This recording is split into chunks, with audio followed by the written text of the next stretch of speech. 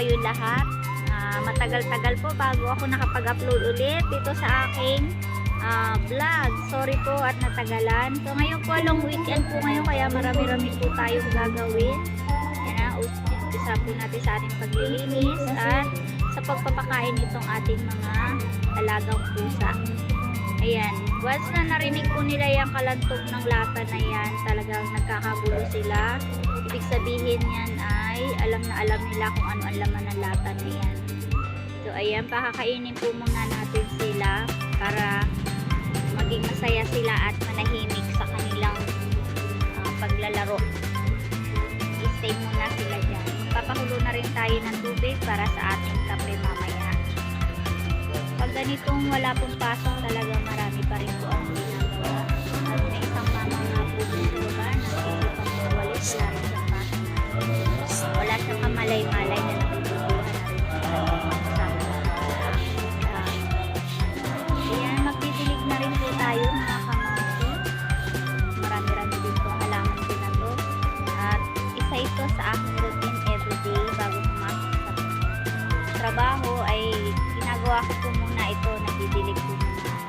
Nakalimutan ko pala ng yung hugas-bigas. Mamaya po sasain po tayo. Kukunin po natin yun para may idilig ko rin po dito sa halaman po. Pampataba din po kasi ng halaman yun at pampapabulaklak. Kumusta po kayo mga kapangki? Sana okay lang kayo at happy kayo ng good weekend. Iba-iba yung mga ginagawa natin kasama sa pang-araw-araw din natin pamumuhay. Ayan mga kapangki, marami-rami ito kaya medyo matagal tayo bago makatapos. May mga halaman po ako dito na ayan, itong punla na yan ay pechay. At may talong din po ako dito nakasabit na sana ay mamunga naman po. Yan, kalabasa, hoping naman. Magluluto nga po pala tayo mamaya ng batchoy, yung batchoy marinduque. At bago yan, magsasaing po muna tayo habang tayo ay may mga ginagawa pa. Kukunin po pala nga natin yung hugas-bigas para maidilig po natin sa ating halaman mamaya. Tapos kumaisa lang itong kanin or bigas. Bigas muna pala bago kanin. So ayan, isa lang na po tayo at ang aking alaga ay gusto niya. Ayan. Kung ano yung sinisilip niya, mayroong nakahiga na dito. Kahayahay niya. Ayan, sinisilip niya dyan, be bright. Ayan, sasalang na po natin ang ating hinahin habang tayo ay may gagawin. So, huwag po kayong alis yan mga kamamsi para mapanood nyo po ng buo at malaman nyo kung paano magluto ng ating batchoy marinduque. Ito nga pala yung aking hugas-bigas. Didilig ko na po sa aking halaman. Pina-priority ko po yung aking orchids kasi gusto na siyang mamulak-ulak. Kaya ito muna yung aking didiligan. Pati na rin itong aking biyak ng rose para mas madami yung bulaklak niya. Namumulaklak na po yan actually, pero mas maganda kung didiligan mo rin siya ng hugas-bigas kasi pampataba na yun at pampamulaklak. Meron din nga po pala ako ditong sili na lagi ako nauunahan ng ibon. Hindi ko nalalaman at hindi ko napakakabang inuubos lang ng ibon. Meron din po dito kalamansi sa pakot.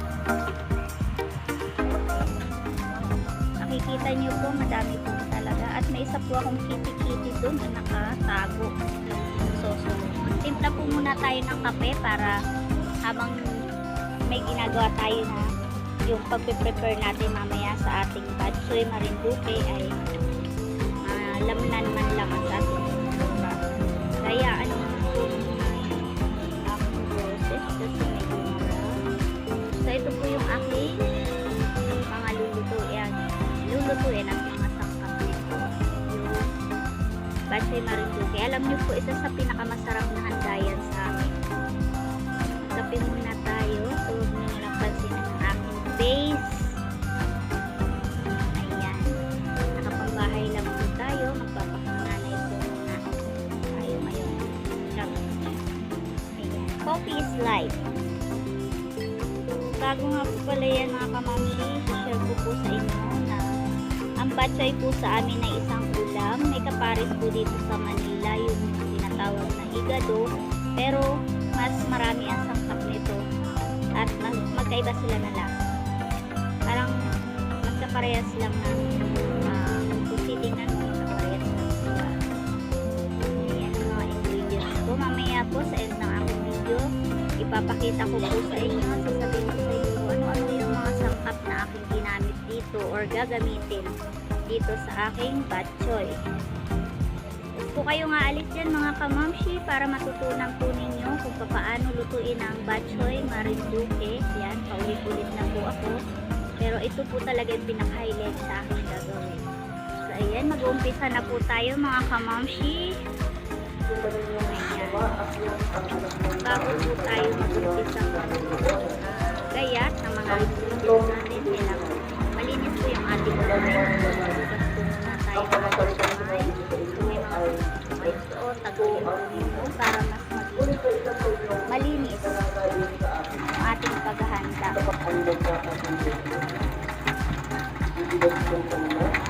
Sana po samahan niyo ako sa video para matutunan niyo kung paano lutuin ang aking menu for today.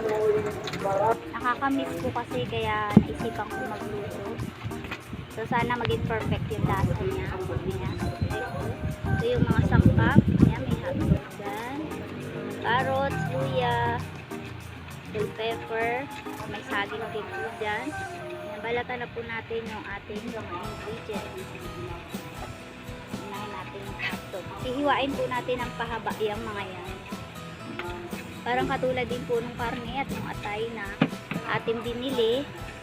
Pahaba po yung hiwa kasi ganun po lutuin yun sa amin sa probinsya. At bilis pong maubos sa aming handaan nyo sa lalo na piyesta or kahit anong okasyon, hindi mawawala ang batchoy sa amin pag or sa kahit saang handaan makikita nyo yun. At yun yung pinaka-highlight nila, yun yung pinaka-mabilis maubos kasi masarap. Masarap na po. Babalat na po tayo, patulog na tayo mag-video kasi hindi natin makuhanan ng maayos yung ating video. So, wag po kayong maiinip mga kamamshi, samahan nyo lang po ako at nang matutunan nyo rin kung paano to. Hindi kayo magsisisi, masarap po talaga to. Kaya dyan lang kayo, stay put lang po kayo dyan sa matapos tayo sa ating pagluluto.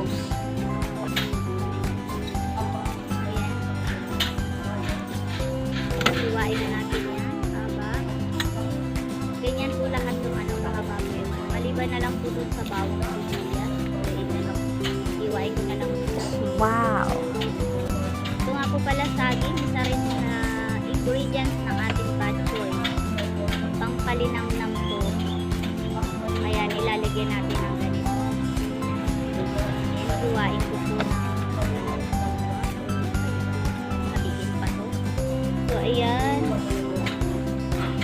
Ipiprito nga din po pala natin yan mamaya. Okay na. Mas maganda. Luwain. Okay, may inip po mga kamamshi. Samahan nyo lang po ako.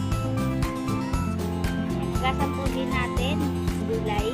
Bago natin luwain. Yung karne natin na hugasan na po natin na kanina. Tinakpan ko po yan bago ko ipakita sa inyo. Kaya so kayo mag-alala, malinis po. At yung kape ko lumamig na.